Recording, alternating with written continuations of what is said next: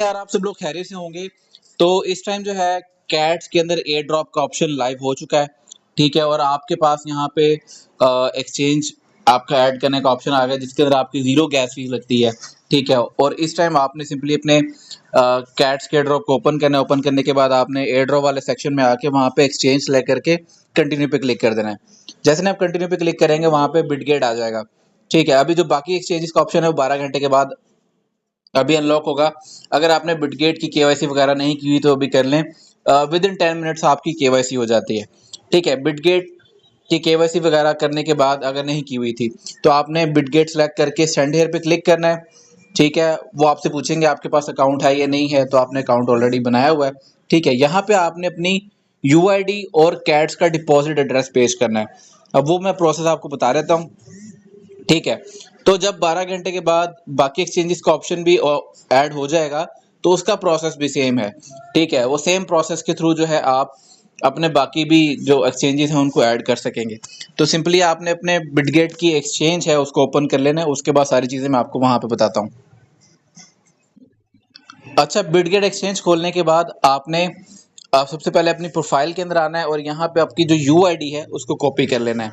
UID copy करने के बाद आपने यहाँ पे अपनी जो यूआईडी है उसको पेस्ट कर देना है और उसके बाद जो है हम डिपॉजिट एड्रेस पेस्ट करेंगे। अब वो जो डिपॉजिट एड्रेस है वो आप दोबारा से अपने एक्सचेंज पे आएंगे। यहाँ पे एक चीज़ आपने याद रखनी है कि लोग कंफ्यूज हो जाते हैं बिटगेट वॉलेट के अंदर और बिटगेट एक्सचेंज के अंदर, तो आपने बिटगेट एक्सचेंज करनी है। ठीक है, अब बैक आएंगे आप। बैक आने के बाद आपने यहाँ पे एसेट्स पे आना है। एसेट्स में आने के बाद आपने यहाँ पे ऐड फंड्स पे क्लिक करके डिपॉजिट क्रिप्टो, और डिपॉजिट क्रिप्टो करने के बाद यहाँ पे आपने सर्च करना है कैट्स।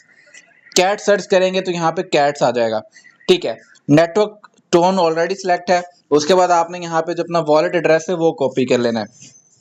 अगर आप यही 12 घंटे बाद किसी और एक्सचेंज पे कर रहे होंगे ना, तो अगर आपको वहां पे मेमो का ऑप्शन मिले तो आपने मेमो भी साथ पेश करना है। अगर आपने मेमो मिस कर दिया तो आपको आपके जो कॉइन्स हैं आपके अकाउंट के अंदर ट्रांसफर नहीं होंगे। ठीक है, तो वो आपने लाजमी चीज़ देख लेनी है। एड्रेस को कॉपी करने के बाद आप दोबारा से आएंगे। ठीक है, यहाँ पे आपने अपना एड्रेस पेश करना है। एड्रेस पेश करने के बाद सेंड हेयर पे क्लिक कर देना है। ठीक है, मैंने ऑलरेडी अपने एक अकाउंट पे अपना बिटगेट अकाउंट लगा लिया है तो इसलिए इसको मैं सेंड पे क्लिक नहीं कर रहा, मगर सेम यही प्रोसेस है। जैसे आप सेंड पे क्लिक करेंगे तो उसके बाद ये आपको बताएगा कि आप एलिजिबल हैं या नहीं हैं।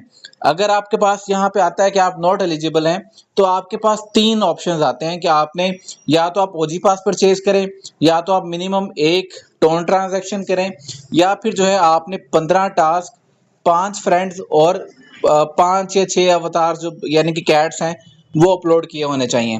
ठीक है, तो आपका इन तीनों में से कोई भी एक क्राइटेरिया फुलफिल होना चाहिए तो आप एलिजिबल हो जाएंगे।